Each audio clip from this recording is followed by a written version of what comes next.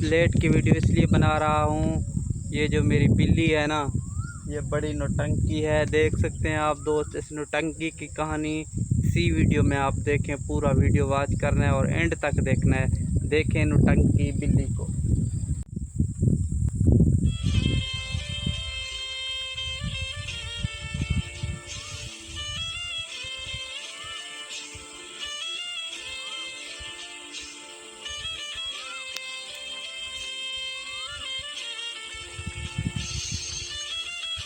दोस्तों, आप लोग सोच रहे होंगे कि ये बिल्ली ऐसे क्यों बैठी हुई है। देख सकते हैं आप दोस्त, ये बिल्ली नौटंकी है। ये जानबूझ के ऐसा करती है। इसको पता है कि मेरी वीडियो बन रही है, इस वजह से अब ये सो रही है कि ये समझे कि मैं सो रही हूँ अभी। इस वजह से ये देखें, जानबूझ के जो ना आँखें बंद कर रही है कि मेरी वीडियो बन रही है।